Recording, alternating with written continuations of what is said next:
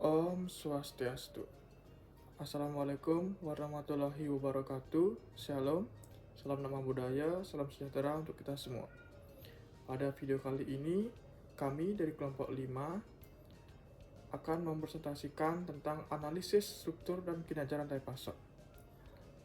Kami beranggotakan 2 orang, yaitu saya sendiri, Anak Agung Rasetya Purwananda, dengan NIM 211053105, dan teman saya yaitu Yunita Kusumalingratri dengan NIM 211053107. Baik, sebelum memulai presentasi kali ini, izinkan saya memberikan sedikit review mengenai program studi kami.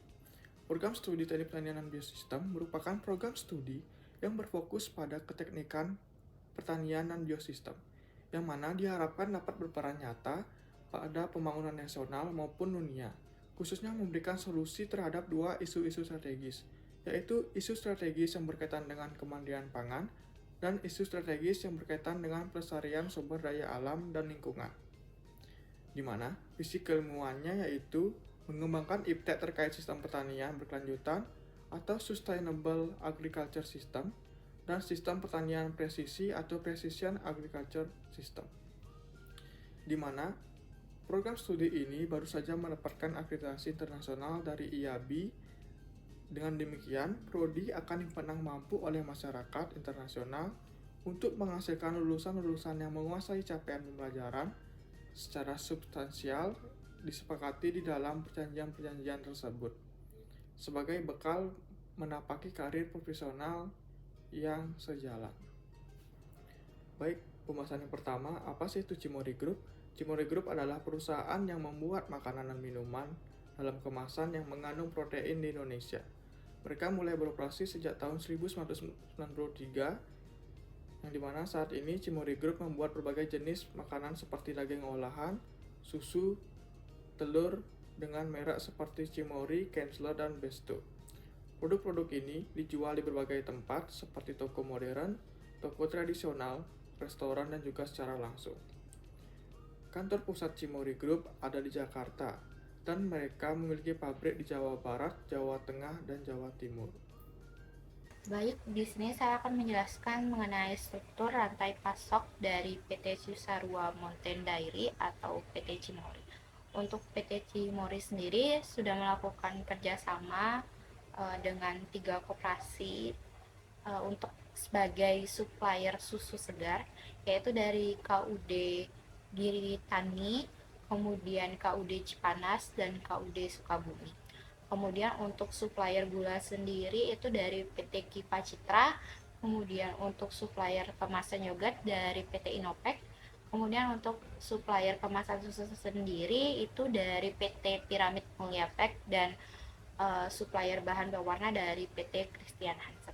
Kemudian dari supplier-supplier tersebut, bahan mentahnya akan dikirimkan langsung menuju PT Cimory untuk diolah menjadi produk yang akan dijual oleh PT Cimory berupa yogurt, susu segar, mayonnaise, keju, dan untuk keju sendiri itu ada berupa cream cheese, bread, dan mozzarella.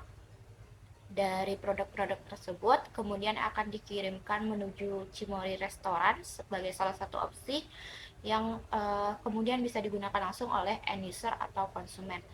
Atau dari PT Cimory juga bisa dapat menggunakan pengiriman menggunakan distributor dari PT Makro Sentra Niaga Boga yang merupakan perusahaan anakan dari PT Cimory sendiri, yang kemudian akan dikirimkan menuju agen Cimory di seluruh Indonesia, yang akan juga dikirimkan ke seluruh outlet antara lain seperti Giant, Indomaret, Alfamart, dan Home Delivery, yang kemudian dapat digunakan atau dibeli oleh end user atau konsumen. Baik, adapun analisis kinerja dari PT Cimory sendiri itu meliputi 2 aspek. Yang pertama aspek biaya dan yang kedua adalah aspek pelayanan. Untuk aspek biaya sendiri itu meliputi biaya inventory, biaya transportasi, biaya fasilitas dan penanganan barang, serta yang terakhir ada informasi. Kemudian untuk aspek pelayanan sendiri itu terdiri dari respon time, product variety, kemudian product availability, kemudian ada customer experience, kemudian ada time to market, ada order visibility, dan returnability. Adapun dari aspek biaya sendiri ini meliputi yang pertama ada biaya inventory, yang pada tahun 2023 sendiri PT Cimory ini mengalami penurunan persediaan sebanyak 3,4% dari 908,6 miliar pada tahun 2022 menjadi 877,5 miliar pada tahun 2023. Hal ini diakibatkan oleh penurunan bahan baku dan kemasan yang mencapai sekitar 489,9 miliar pada tahun 2023. Sedangkan pada tahun 2023 itu sebanyak 724,3 miliar rupiah.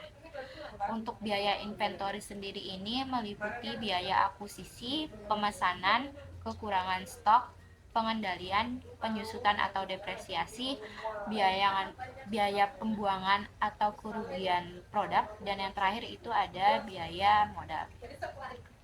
Untuk biaya transportasi sendiri ini, infrastruktur distribusi PT Cimory ini juga menyediakan armada truk berpendingin yang disewa secara eksklusif dari pihak ketiga sebanyak 197 truk berpendingin, yang pada tahun 2023 sendiri ini piutang usaha PT Cimory kepada pihak ketiga tercatat sebesar 869 miliar rupiah. Untuk biaya fasilitas dan penanganan barang sendiri ini PT Cimory ini memiliki dua sentra distributor atau 2 sentra distribusi serta 6 cabang dan 2 depo pergudangan serta 4 lokasi stock point, yang pada tahun 2021 sendiri sekitar 20% dari 75% yang dana yang digunakan itu direncanakan untuk melakukan pembelian aset baru yang akan dilakukan pada tahun 2022 sebesar 118,55 miliar. Dan untuk informasi sendiri ini pada tahun 2023 kas neto dari aktivitas operasional ini mencapai 1.424,3 pada tahun 2023, sedangkan pada tahun 2022 ini sebesar 486 miliar rupiah. Hal ini disebabkan karena adanya peningkatan penerimaan kas dari pelanggan yang mencapai cukup signifikan sebesar 22,8% dibanding tahun sebelumnya. Hasil operasional perseroan ini dipengaruhi oleh kemampuan perseroan sendiri untuk memenuhi permintaan target pasar konsumen. Jadi menurut EU Monitor, permintaan produk kategori dairy ini yang meliputi susu dan subkategori berupa yogurt di Indonesia ini mengalami pertumbuhan dalam hal penjualan yang diakibatkan dari meningkatnya kemakmuran dan permintaan akan variasi produk yang lebih besar dan juga produk yang dianggap memberikan kesehatan seperti yogurt. Baik, selanjutnya yaitu aspek pelayanan, yang dimana ada 6. Yang pertama yaitu respon time. Berdasarkan supply chain yang dimiliki Cimory, dengan beroperasi secara efektif dan efisien, membuat respon time cukup tinggi. Hal ini dikarenakan customer atau pelanggan dapat menerima produk dalam waktu yang cepat karena produk Cimory diproduksi dengan volume tinggi dan mudah didapatkan. Yang kedua yaitu produk variety. Cimory mempunyai beberapa variasi produk seperti Cimory Yogurt Squeeze, Cimory Yogurt Drink, Cimory Yogurt Cup, Cimory Milk, Kansler Singles, Kansler Sosis, dan Kansler Nugget.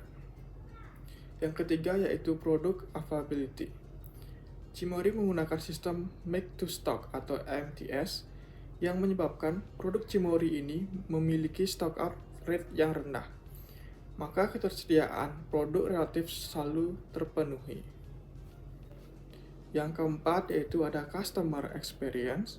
Dengan beroperasi secara efektif dan efisien, maka pengalaman yang dirasakan oleh pelanggan Cimory pada umumnya memperlihatkan kepuasan dan rasa bangga setelah membeli dan memesan produk Cimory. Yang kelima yaitu ada returnability. Sebagian besar pengembalian produk terjadi pada barang-barang yang sudah kadaluarsa. Karena pada masa simpan produk, Cimory ini lebih pendek dibandingkan dengan produk barang konsumen yang bergerak cepat lainnya atau Fast Moving Consumer Goods atau yang disingkat dengan FMCG. Yang dimana pelanggan Cimory berhak mengembalikan produk jika terjadi cacat atau kadaluarsa. Yang keenam yaitu Order Visibility. Perseroan percaya bahwa perseroan melayani lebih dari 50.000 gerai perdagangan umum melalui sekitar 80 distributor per tanggal 30 Juni 2021, di mana sistem informasi perseroan memungkinkan perseroan untuk melacak secara real-time inventaris yang dimiliki oleh distributor perdagangan umum. Baik, sekian presentasi dari kami berdua mengenai analisis struktur dan kinerja rantai pasok dari PT Cimory sendiri. Apabila ada salah kata mohon dimaafkan. Terima kasih. Wassalamualaikum warahmatullahi wabarakatuh. Shalom, namo buddhaya, dan salam sejahtera untuk